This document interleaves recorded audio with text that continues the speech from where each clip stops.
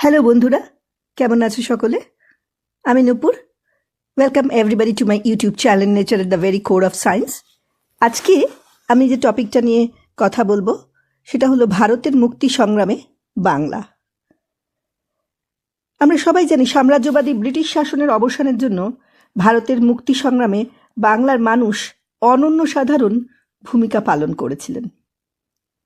একথা সত্যি যে বাংলায় প্রথম ইংরেজ বণিক রাজশক্তির পদানত হয়েছিল। আবার এটাও বাস্তব যে সাম্রাজ্যবাদী শক্তির বিরুদ্ধে প্রথম সংগ্রামও শুরু হয়েছিল এই বাংলার মাটি থেকেই। বয়কট আর স্বদেশী এই দুটি বিষয় যে বঙ্গভঙ্গ বিরোধী আন্দোলনের মধ্য দিয়ে প্রথম ভারতবাসীর কাছে পরিচিত হয়েছিল, পরবর্তীকালে অহিংস অসহযোগ আন্দোলনের সময়ও আমরা দেখেছি যে বাংলার মানুষ বিপুল সংখ্যায় যোগ দিয়েছিল। গুপ্ত বিপ্লববাদী কর্মকাণ্ডেও বাংলার ভূমিকা ছিল সবার আগে। বাংলা তথা ভারতের সংগ্রামে এই দুটি ধারাই ছিল পরস্পরের পরিপূরক।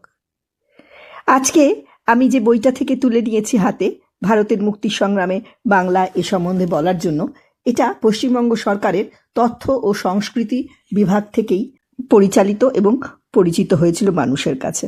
আমরা দেখি যে কোথা থেকে শুরু হয়েছিল বাংলার এই ভূমিকা স্বাধীনতার সংগ্রামে।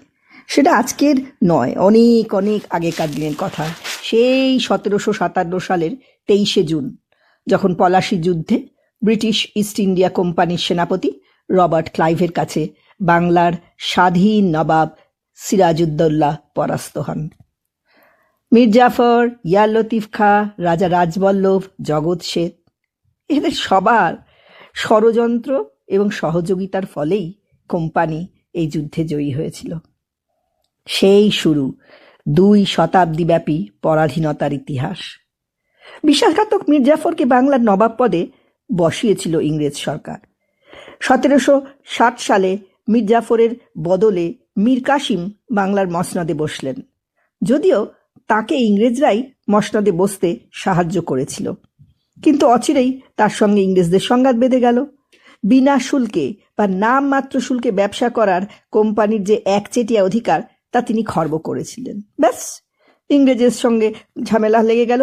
1764 সালে বক্সারের যুদ্ধে পরাস্ত হয়ে মীর কাসিম আত্মগোপন করেন। মসনদে আবার বসানো হয় সেই মীর জাফরকে।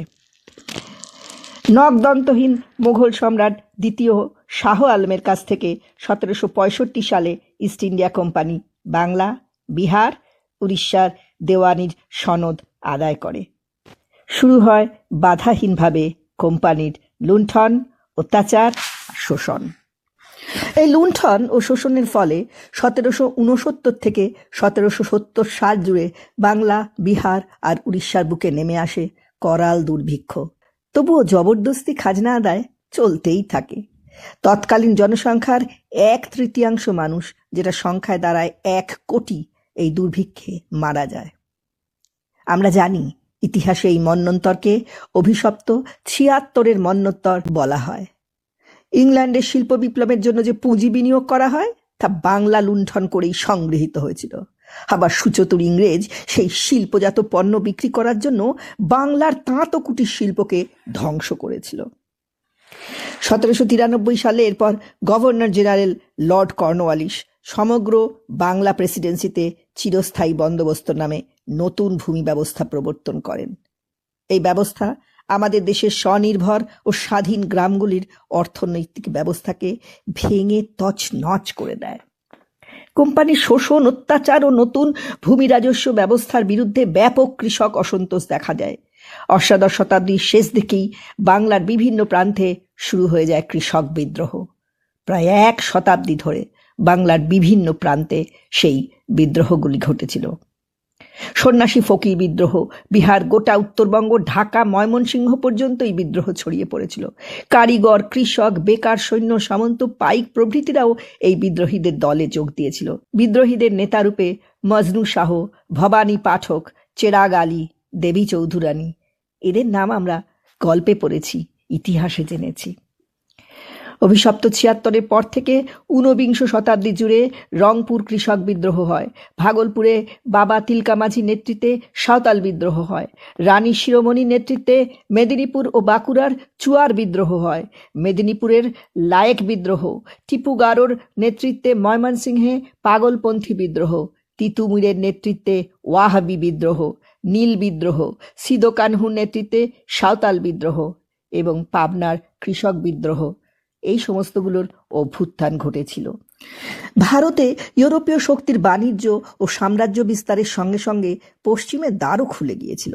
পাশ্চাত্যের জ্ঞান, বিজ্ঞান ও দর্শনকে আত্মস্থ করে ভারতীয় পরিস্থিতিতে তা প্রয়োগের প্রথম সূত্রপাত ঘটালেন রাজা রামমোহন রায়।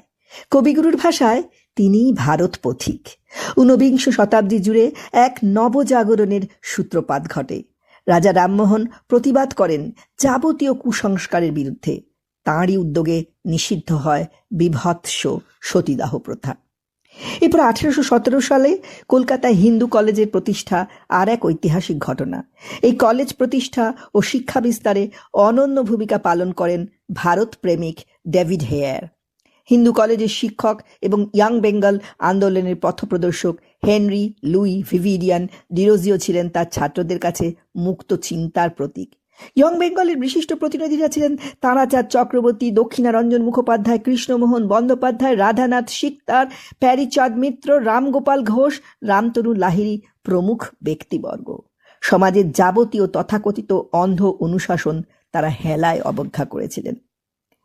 ঈশ্বরচন্দ্র বিদ্যাসাগরের বিধবা বিবাহ প্রবর্তন করেন তার জীবনের প্রধান সৎকর্ম মনে করতেন তিনি এই কাজকে। তারই প্রচেষ্টায় 1858 সালের 16 জুলাই বিধবা বিবাহ বিধিবদ্ধ হয়। ওই বছরের 7 ডিসেম্বর প্রথম বিধবা বিবাহ হয়। নারী শিক্ষা সহ শিক্ষার প্রসার, বাল্যবিবাহ, বহু বিবাহর বিরুদ্ধে জনমত গঠন প্রভৃতি সবই তার অনন্য প্রধান কাজ। আবার কবিগুরুর ভাষায় তিনি বাংলা ভাষার প্রথম যথার্থ শিল্পী। তিনি দয়ার সাগর বলে বাংলার মানুষের কাছে খ্যাত হয়েছিলেন। এরপর চলে আসি সাহিত্যের ক্ষেত্রে আর এক নবযুগের সূচনাকারী। বাংলা সাহিত্যের নবজাগরণের প্রধান দুই স্রষ্টা মাইকেল মধুসূদন দত্ত এবং ঋষি বঙ্কিমচন্দ্র চট্টোপাধ্যায়। মাইকেলের মেঘনাদ বধ কাব্য সহ নানা সাহিত্যকীর্তি তাকে সাহিত্য জগতের উচ্চাসনে প্রতিষ্ঠা করে। বঙ্কিমচন্দ্রের আনন্দমঠ উপন্যাস স্বাদেশিকতার প্রসারে অনন্য ভূমিকা পালন করেছিল। আনন্দমঠ উপন্যাসেই বন্দে মাতরম সঙ্গীত গীত হয়, যা পরবর্তীকালে গোটা দেশের স্বাধীনতা আন্দোলনের বীজ মন্ত্রে পরিণত হয়। এই সময় থেকেই সাহিত্যেও বিদেশি শাসনের বিরুদ্ধে প্রতিবাদ ধ্বনিত হতে থাকে। দীনবন্ধু মিত্র লিখলেন নীল দর্পণ নাটক। জমিদারদের শোষণ ও অত্যাচারের কাহিনী বিবৃত হল মীর মশাররফ হোসেন রচিত জমিদার দর্পণে। রামকুমার বিদ্যারত্ন ও দ্বারকানাথ গাঙ্গুলি চা বাগানের শ্রমিকদের ওপর সাহেবদের অত্যাচারের সংবাদ সংগ্রহ করে লিখলেন কুলি সংবাদ। দেশীয় সংবাদপত্র সমূহেও প্রজা ও কৃষক সাধারণের উপর সরকার ও নব্য জমিদারদের শোষণ ও অত্যাচারের বিরুদ্ধে লেখা প্রকাশিত হতে শুরু করে। এইসব পত্রিকাগুলির মধ্যে অক্ষয় কুমার দত্ত সম্পাদিত তত্ত্ববোধিনী পত্রিকা, দ্বারকানাথ বিদ্যাভূষণ সম্পাদিত সোমপ্রকাশ, হরিশচন্দ্র মুখার্জি সম্পাদিত হিন্দু প্যাট্রিয়ট, শিশির কুমার ঘোষ সম্পাদিত অমৃতবাজার পত্রিকা, কৃষ্ণকুমার মিত্র সম্পাদিত সঞ্জীবনী, নবগোপাল মিত্র সম্পাদিত ন্যাশনাল, শশীপদ বন্দ্যোপাধ্যায় সম্পাদিত ভারত শ্রমজীবী প্রভৃতি পত্রিকা উল্লেখযোগ্য। এরপর 1857 সালের মহাবিদ্রোহ শুরু হয়। এই বিদ্রোহ সাধারণত আমরা সিপাহী বিদ্রোহ নামে জানি, কিন্তু তা আসলে দেশব্যাপক এক ভূখণ্ড জুড়ে হিন্দু মুসলমানের মিলিত বিদ্রোহ। 1857 সালের 29 মার্চ ব্যারাকপুরের 34 নম্বর নেটিভ ইনফ্যান্ট্রির সিপাহী মঙ্গল পাণ্ডে বিদ্রোহের আহ্বান জানান। তাকে গ্রেফতার করতে গিয়ে গুলিতে 2 সেনা অফিসার আহত হন। মঙ্গল পাণ্ডেও আহত হন, কিন্তু 8 এপ্রিল তার ফাঁসি হয়। কিন্তু সেই বিদ্রোহ দেশে তা ছড়িয়ে পড়ে। এই বিদ্রোহ নৃশংসভাবে দমন করা হয়। শেষ মুঘল সম্রাট বাহাদুর শাহ জাফর রেঙ্গুনে নির্বাসিত হন। মহাবিদ্রোহ দমনের পর ব্রিটিশ সরকার ভারত শাসনের ভার ইস্ট ইন্ডিয়া কোম্পানির হাত থেকে সরাসরি নিজেদের হাতে গ্রহণ করেন। রানী ভিক্টোরিয়া হয়ে যান ভারত সাম্রাজ্ঞী। আজকের গল্প আবার শুরু করব কালকে থেকে। পরবর্তীতে কিভাবে হিন্দু মেলা মহাবিদ্রোহ থেকে বাঙালি শিক্ষিত মধ্যবিত্ত থেকে সবাইকে অংশগ্রহণ করাতে চেতনাকে প্রভাবিত করেছিল শুনবো আমরা। আজকের মতো আমাকে ছুটি দিন। আপনাদের কমেন্টস জানাবেন, ভালো লাগবে। এ আমাদের ইতিহাস, এ জানা থাকলে আমাদের নিজেদেরই গর্বে বুক ফুলে উঠবে। ভালো থাকবেন সকলে, বাই।